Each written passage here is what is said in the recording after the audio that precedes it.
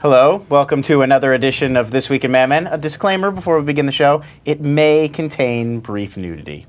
I do also want to call attention to the fact that we're going to be one static wide shot of all of our panelists this week.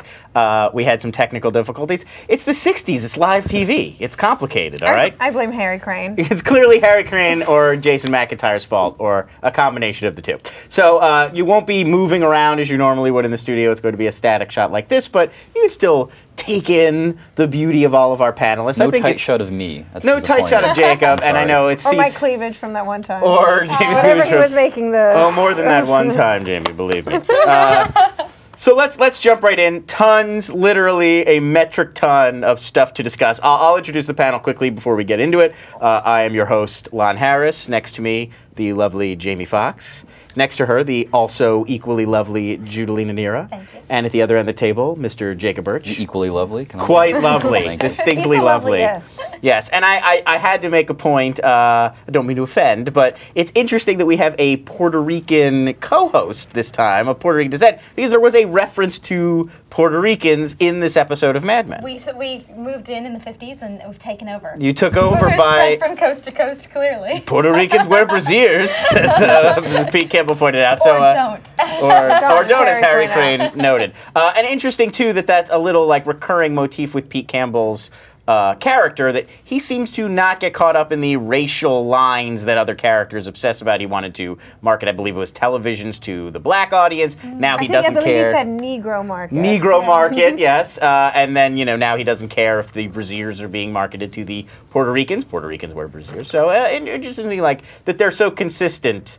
Yes, and the only color Pete really cares about is green. Yes. All about the money. About his career. And we will talk about his increasing sort of business acumen this week. I think that was sort of a theme this week. Is whereas before he was sort of a kiss up, I think would be his sort of primary mode of business. Now he seems to be getting a little savvy, a little bit more of a player, almost more like a Roger Sterling kind of. But he's always a snake, position. that Pete Campbell. He's always a slithering snake. Still kind of a snake. But anyway, to start right at the very beginning this week, the opening shot, which I thought was amazing. You get Don lighting a cigarette, looming over the camera, and then as soon as he backs up, you actually get a discussion about how they're no longer allowed to have images of people looming over the camera Yes. smoking cigarettes in the mid-'60s, because in 1964, of course, the Surgeon General passed all these new rules about tobacco smoking in advertising, with Lucky Strike being a big account. I'm thinking we'll probably hear about this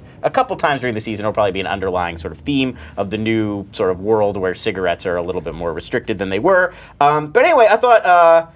it brings up a lot of sort of themes right from the very first shot, mainly of Don, who before we've seen him as kind of a broken man. He was kind of, as Dick Whitman, he's sort of lost and wandering around. And then right away, this shot where they're basically telling us he's taking on a more godlike, ominous, looming sort of presence. So it's a little taste of like the old Don Draper to kick off this episode, which seems to be kind of appropriate because it was a kind of a lighter episode than we've gotten. It's been so dark the whole season so far. This, to me anyway, and I'm curious to hear what you guys thought about this, but I think this was the most fun episode we've had. Feels more like the old Mad Men, where it's a little bit more of a mix of light and dark and a little bit more of a balance of drama and comedy. Well, this is definitely a Pete and Peggy episode. Definitely a this Pete was and Peggy all about, episode. Pete wanting to get into upper management, and Peggy, decided to go with the youthful crowd.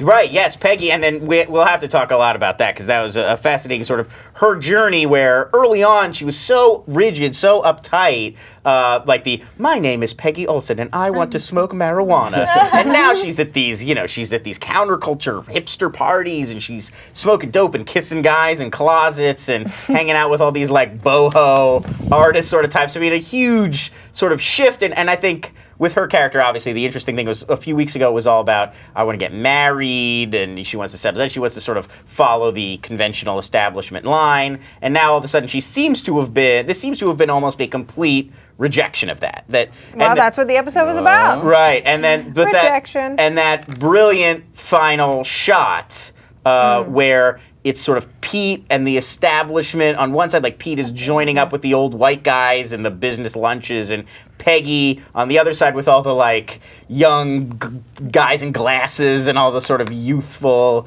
rebellious sort of kids.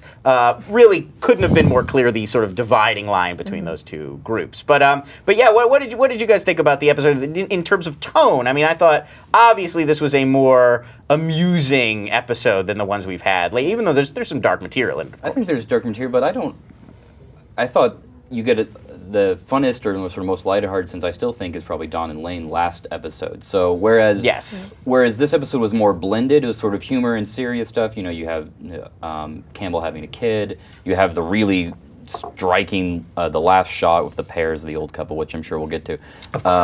You'll have the my favorite part, Dawn writing the letter, the Allison bit. So I think it was more blended this episode, whereas last episode it was here's a dark period, heavy and then light. Yeah. So I actually thought it was a more thematical and tonal episode, or more thematic episode than necessarily anything of tone. I didn't think it was super dark, but I didn't necessarily get a lighthearted feel out of it all the time. I thought there was a lighthearted quality to it, and I really enjoyed.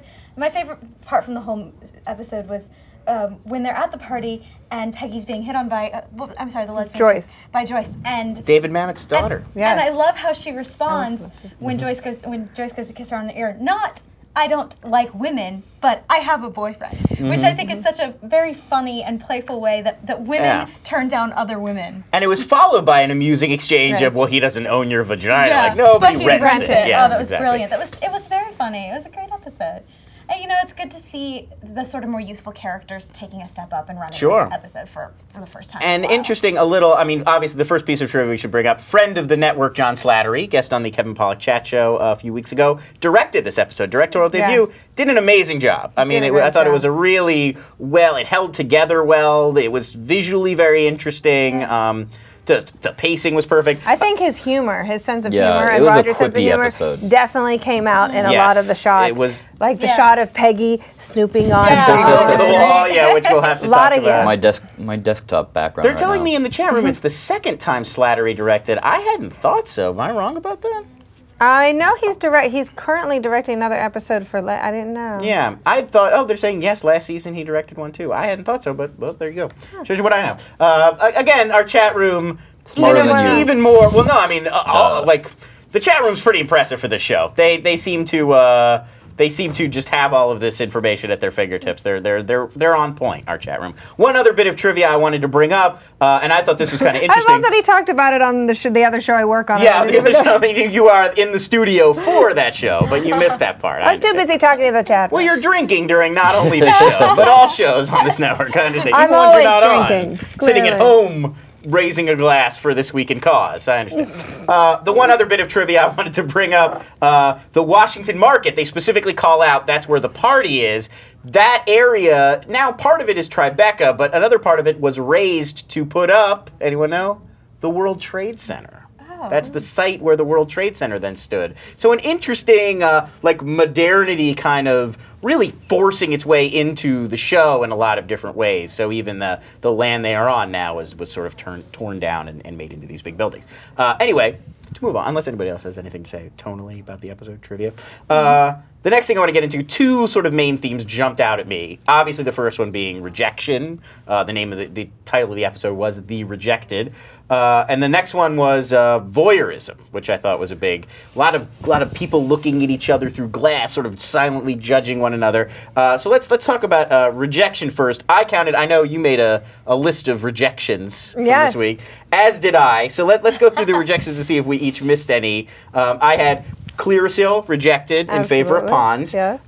Phase Ideas rejected by Don. The ladies in the focus group reject Peggy's idea.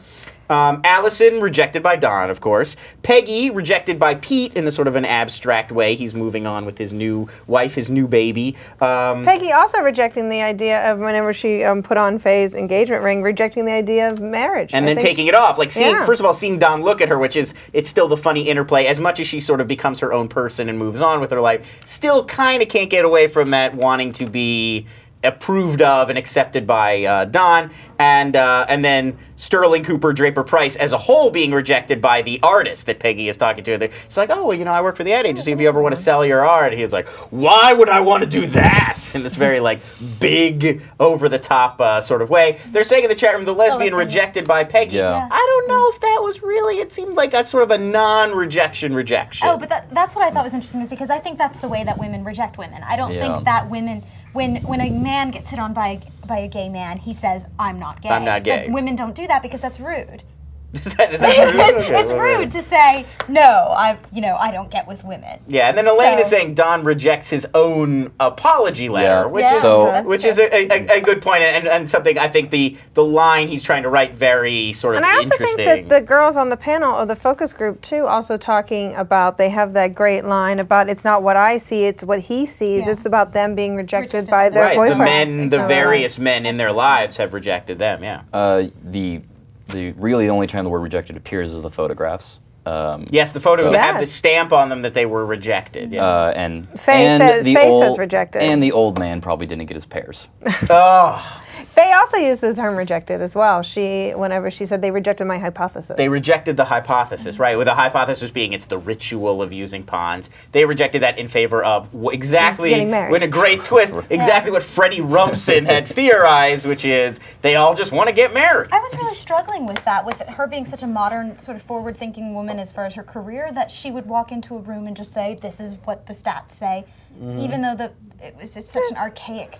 That's her job. Well, but I think that's what she was hired to do. Yeah, and she even says to Don, well, you're the client. It's what you want. So I guess she was just, doing her job. Yeah, she has that very sort of scientific view of it's just data. Yeah. She doesn't sort of make a judgment of it. It's just that. One interesting thing while we're talking about the focus group and Faye, I didn't understand. She takes her wedding ring off, presumably to fool them into thinking of her as a fellow single gal traveler, but it's all the women from the office where she's been working. Don't they know? They've seen her in that wedding ring before. Maybe they never noticed it, but I thought that was a weird. And she changed her clothes too. It's she didn't change her appearance that drastically. She changed her demeanor. She took off the ring, and it seems like I get that would be what she'd normally do in a focus group, but with these women who know her, it almost seems like she wouldn't have wanted women from the office in that case. The whole, that was kind of a convenience to get Allison in the room, which is probably what it was. But how often is Joyce in the office? That's because I took it as they were sort of freelancing in every now and then to give the reports. She's been in the last couple of weeks, and if you watch the scenes from next week, which we'll show, she's there again. So I'm presuming that she's there. Fair enough. It's just a little thing that I noticed. We only get every 6 weeks or so in yeah, this season right, so that's far. true. But I figured she would be there enough. The women would probably have known a little bit something about her. Anyway. Outside of the letter, My Life is Very Crumbling It Up, I thought Faye calling Dawn the client was extremely short, poignant thing, given 3 seasons worth of history we have of Dawn's opinions of clients, and that they're wrong, yes, he's they're always against very hostile to the client, and that they don't know what they really want. So I thought that was a really interesting light, and Dawn's accepting of it. Damn right, I'm the client. Yeah, and it's like little. Oh, look at that! I know, I saw. And I know that because I don't want to brag, but I had dinner with the man, and he told me that this was the first time he directed, and that's why I knew that. Don't second guess us, chat room. We know. Between the 4 of us, I think we know. Slattery and I are like this, or like this. There you go. So we rejected the chat room's hypothesis. That Jizz was not. The audience has been rejected. Very nice. So anything else to say about rejection? Because I want to move on to the sort of voyeurism implicit in this episode too.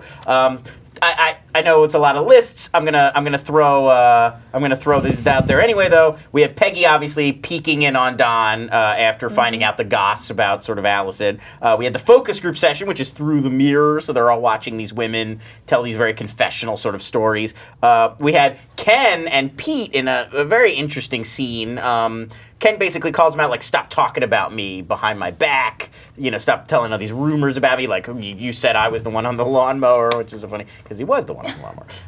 And the old couple at the end. Who was the one on the lawnmower? It was a girl on the lawnmower. It was a girl. He brought the lawnmower in. You're right. Yes.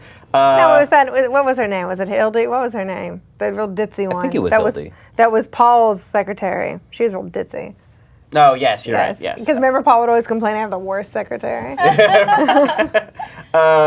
Yeah, and then the old couple in the end, they're aware they're being watched. He's like, did you get pears? And she says, we'll talk about it inside. Very stern inside. Yeah, and then finally we had Peggy at the party, who you get that shot of her walking in and all the sort of faces turning towards her because she's sort of not dressed like everyone else. So in that, she's sort of being hey, she was swell again. A little. She was swell again. Yes, as somebody said to her, which we found out from a Cole Porter song. I think originally performed by Bing Crosby and Frank Sinatra about a swelligant party. Well, there you go. So, interesting. Interesting that it's sort of commentary on Forget the name of the party. I think it's was Swell Party. My observation was a lot of the watching, judging, voyeuristic sensibility seemed to be aimed at Don. In fact, he's the only one who's sort of not being voyeuristic himself. During the episode, he's sort of not interested in what other people are thinking. He even says at one point, like, you can't tell what people are going to do based on what they've already done, and he's got his own ideas that he likes, and he's sort of not that concerned. But I think there's also that he's so self-involved at this point. He's not even aware that people are watching him. I agree. He's not aware of what's going on with Allison and that she's even that upset. Peggy's ideas for Clearasil or whatever it was. Or that Peggy's peeking over the wall. You can see that he turns, he catches a feel of it, but then doesn't see her seeing him.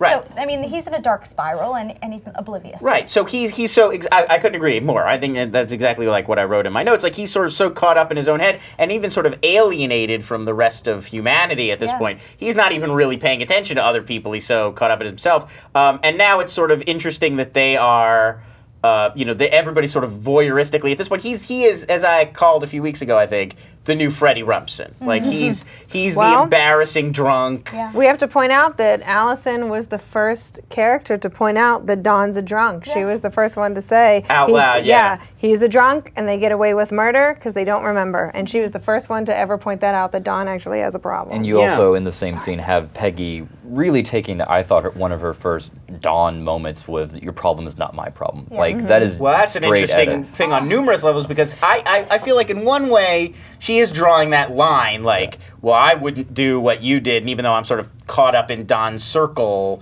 I never crossed that line with him. But also, bear in mind, like, she's not really so different, because she did sleep with somebody in that office, and she is kind of caught up in the what Don thinks of me. His charm comes on at one point, and then he's very cold. Like, she's caught up in that spiral as much as anybody. She has her own secrets with Don. Right, yeah. So I do think that is an interesting dynamic. It felt defensive to me on one level. Like, she insists that that's not, your problem is not my problem. But in a way, it still sort of is. Let's be honest. I got more of the tonal taking over Don. Don telling Peggy, you're going to cry. It's like the same kind of speech to me, so. And you need to just get over it, she said. Yeah, right. You need to I suggest you just get over it. Yeah, and she's sort of getting weepy. But also, I mean, there's a lot more than people than just Allison judging. I mean, she throws the ashtray and then stomps out, and then you get that shot of everybody from the other offices like turning and glaring at him, which is a really fantastic shot. And you also get Joan, presumably, is the one who decided he should get saddled with Ms. Blankenship, they took her out of mothballs, as Roger said. She was working at Bert Cooper's house. And I think she's going to be prominent in the next episode. Well, then we'll see the scene from next week where presumably she once again rears her head. I think that's really interesting. That now all of a sudden we're seeing, like, is this going to lead to some sort of confrontation? You guys think? I mean, are Don's coworkers going to eventually have no choice but to call him on his ridiculous drunken shenanigans at this point? I think it could go a few different ways. Like, they could get called out. He could just right the ship himself with only more subtle hints at it. I think he's still too much of a figure. I mean, I wouldn't be surprised if Peggy but Peggy's already sort of called him out. Not on the drunk thing, but she's called him out on other issues. Yeah, that reminds me of something Cosgrove said about, I don't know how you can work for him for Don. He was saying that to Pete, remember? Mm-hmm. He was like, I don't know how you can work for Don. I don't know how you can work for that old man. I'd rather be able to be creative on my own. No. Cosgrove wanted to work for Don. He's like, you have it so much better, instead of working at a place where the guy who pours the last drink gets the idea right. Oh right, yes, McCann. Yeah. And it's interesting Because I that, have to watch it a third time. That's there's two things this season, like the ad age they took umbrage at how they were being depicted in the show. I wonder if McCann Erickson, a real ad firm that still exists, is going to take offense at how they're being portrayed in this episode, which Ken goes off on them as the worst advertising agency on the planet and all that stuff. So I thought that was interesting that it's a reference to a little, you know, it's about that time. Just real quick before I forget it, two other voyeuristic notes in the thing is Peggy peeking at the life rejected notices. Yes. And the film itself going on, and it was like all found footage. Found footage, right, exactly. And that's sort of like looking at other people's lives. Right, and I mean, the fascinating to play up on the sort of voyeurism. The first shot she sees is like, well, I would be shocked to see that. And then, but she keeps looking. Yeah. In fact, Joyce has to sort of slam it closed. Peggy is so caught up in what she's seeing. So yes, I definitely think that that's interesting too. And I mean, I'm not sure exactly what they're getting at with that, tying the rejection theme to a sort of fascination with watching others. Maybe that's a way to escape those sort of feelings of rejection by losing yourself in other people's misery, perhaps. I got nothing. That would be what I would take from it. Peggy versus Allison, I think, was an interesting dynamic in this episode as well.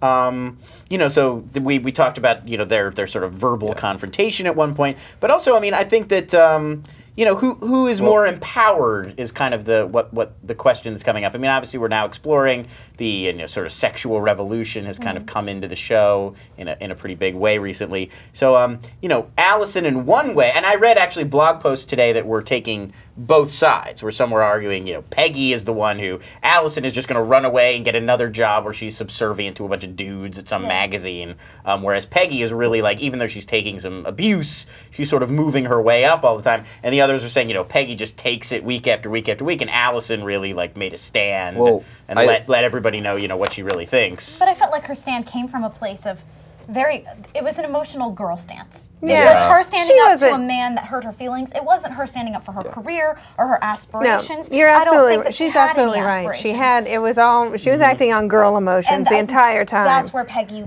was in her place as far as saying you need to suck it up and essentially grow a pair. Two things. I mean, Joyce mentions that she'd be working for a woman at the magazine, so she wouldn't be working for a bunch of men. But also, I wrote down early on and then crossed it off because I didn't think it was that relevant. But going back, Allison being called into the panel was reminiscent of how Peggy got her start and her sort of the Belle Jolie. The Belle Jolie panel. So I was getting ready. That's the last time we saw the two-way mirror. Actually, yes. So you got that nice close-up of Joan's ass. So Alice, so you get the idea. So if we take that angle, you get Peggy uses it to take charge and to voice an outside opinion to begin her rise in the ranks, whereas Allison uses it to cry.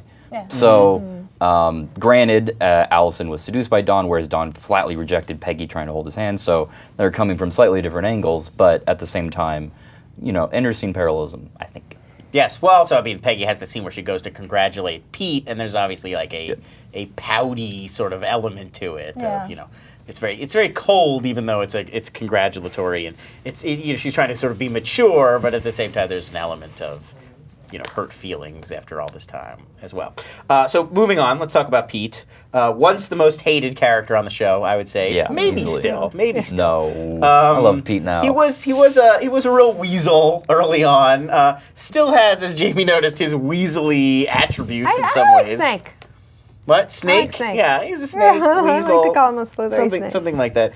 But they're depicting some sort of maturity in him this week, I think, overall. In terms of one, he's now, whereas before he couldn't wait to shuck the responsibilities of fatherhood and get the hell out of that situation, now he's incredibly excited when he hears about it. His heart is going to burst, is what he said. I think he is genuinely excited, too. Yeah, he really does seem, and even his marriage to Trudy, which was rocky at first, they now seem to have really settled in. I mean, on some level, I think this is Matt Weiner kind of making the case that marriage is good good for Pete, and that he's kind of Well, I think you get that embraced it in a way. He seduces in The Nanny last season, but when Trudy comes home, immediately you don't get to necessarily see a confession, but confesses in his emotional state, which no other male character that I can think of has done. Like, there is no guilt. This is just what men do. So I think with that, along with the scene of Trudy and Pete dancing and My Old Kentucky Home, one of my favorite episodes. Right. Oh yes, they're doing I think that humanizing began really then, and this is just sealing the deal with the wonderful scene where in the dinner party where you think it's going one way, you think it's going to be a dinner, you think Trudy's going to tell him, you're expecting the same Pete awkwardness where he dances around the subject of Clearsol got rejected,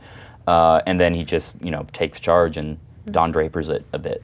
He does. Yes. Well, his business acumen clearly he's getting more, sort of savvy in how he deals with these things. I thought it was interesting that that's how they used Ken's return also. Like, it wasn't really anything about Ken as a character. They sort of brought him back just to deliver this message about, I'm messing around with Mountain Dew, Pepsi's the real account.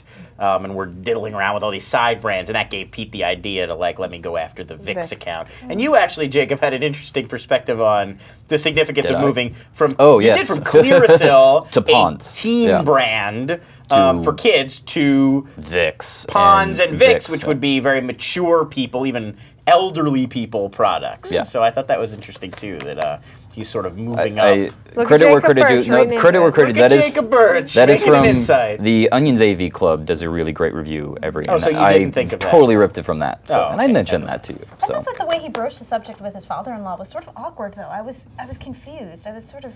Well, the father-in-law has this, are you mad at me? Like, he's confused because that's how Pete has always handled himself with his father-in-law. It's always oddly personal and, passive. Passive and weaselly. Yeah. And this time was the first time he's really sort of taken charge and been direct with the old man and no, it's not personal. Son of a bitch. Yeah. Son of a bitch. Here's what we should do. Yeah, this makes sense. And so, I understood the father-in-law, whose name I'm blanking on. Tom, yeah. Being sort of taken aback by his sudden directness and the fact that it's like now dealing with a fellow man as opposed to a little, sort of juvenile figure who's trying to get something out of him.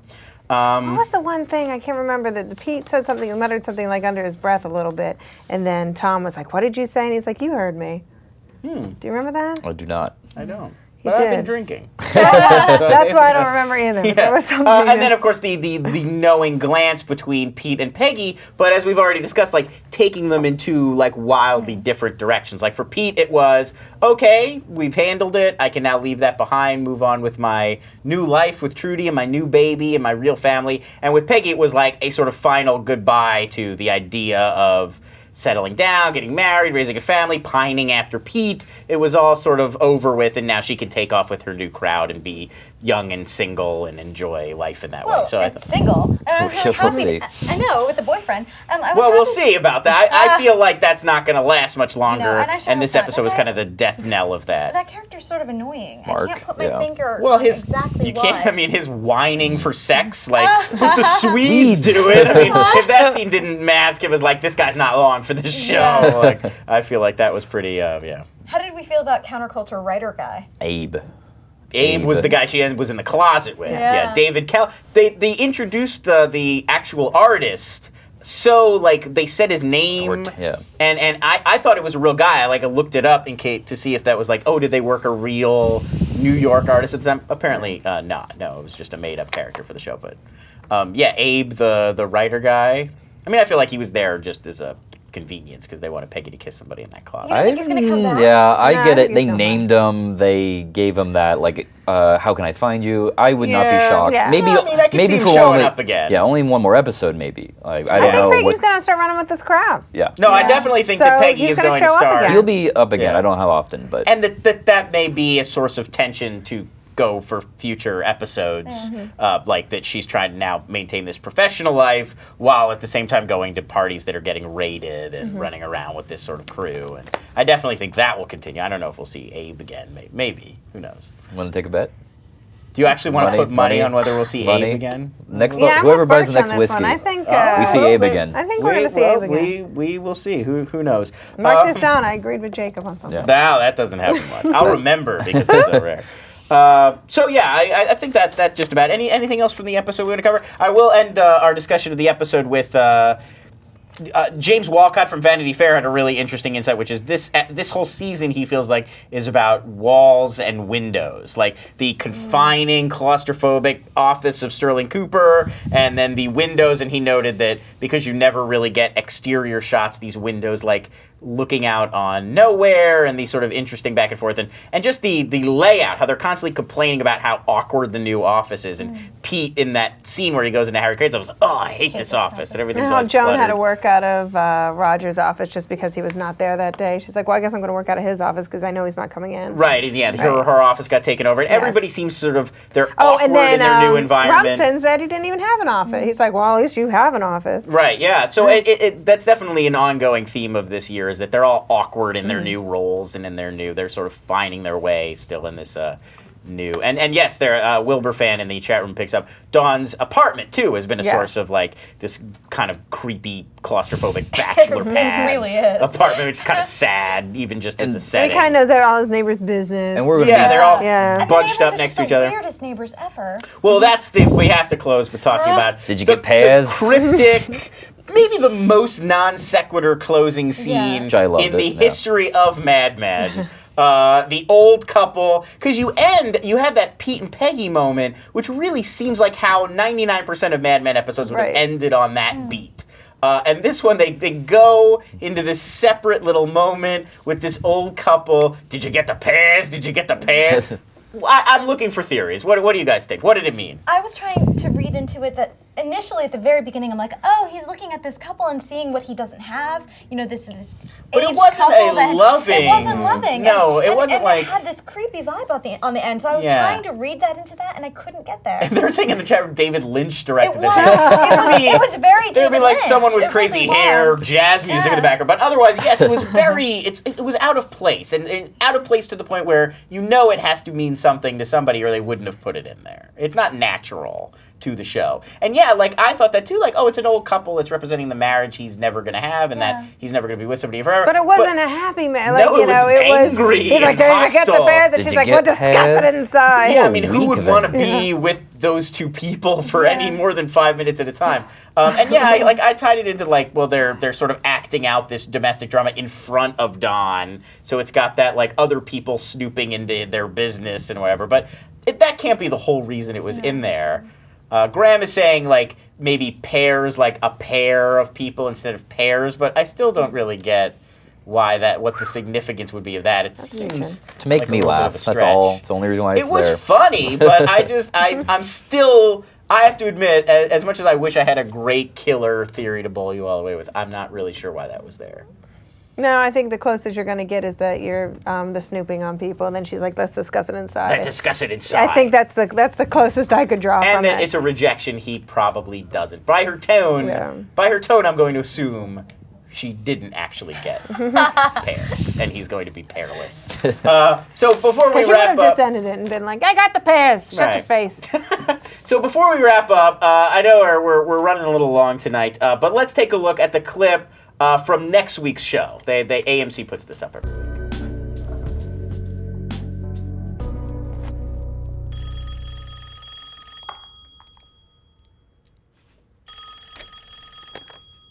Donald Draper's office. In addition to the two major cough drop users, smokers and cold sufferers, is another group that eats them as candy. The technical term is hypochondriacs.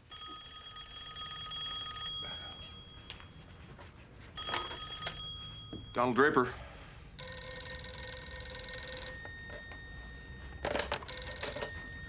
Donald Draper's office? Hello? You said not to buzz you all the time, but I don't know how else to do this. You have a phone call. You can buzz me for a phone call. Things like coffee, after I've said no, you don't have to ask again.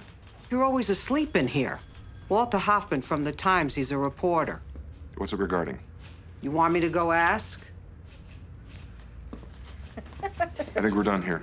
I love how she just leaves. She doesn't wait for him to say you can go or that's it. She just leaves. She's done with him. So I mean, I take from this only that the humorous tone that we saw this week is going to press on into next week. This is it's really just random, funny scene. I love when Roger referred to her as, I guess, your gal.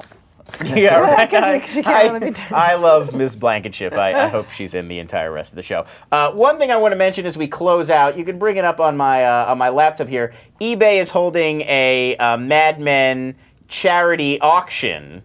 They're putting tons of, basically the entire old Sterling Cooper set is up for sale because obviously we're now at Sterling Cooper Draper price. There is no more old school set. Tons of stuff: coffee tables, desks, chairs, some costumes, like a few of the dresses. Jones' dress from the lawnmower scene that gets blood spattered, as we mentioned, is up there. It's blood free though. They took the stains out. They took the stains out. So I'll post a link in the chat room if you guys want to go check it out. And obviously we'll have it in the show notes if you're watching this later. But yeah, I like the thing that stood out to me was the coffee table from Don's old office. I don't know why that stood out to me as something that would be incredibly cool to have in my home, but it did. That one jumped out at me as if I was going to bid on any one thing, that would probably be what it is. Do you guys have thoughts? What would you bid on? I would want the Joan dress. The Joan dress, but yeah. it would, I'm not going to realistically get it. Right. I mean, a lot of these things we should note are under $100 now, but it's a week until they get auctioned off. But I'm after those Paul Kinsey chairs. I'm getting a Paul Kinsey chair. $800. Yeah, everybody is going to jump in on the last day and bid all these things way up. I still love that walk-on roll is going for about $15,000. Yeah, that's true. And I'm like, how do you write in a non-actor person who voted on charity? How do you write them in? Well, it's a walk. You give them one line or something, and maybe you make them like an awkward person or a member of the public or something. So, like they're in there for a focus group or something. But I will own a Paul Kinsey chair.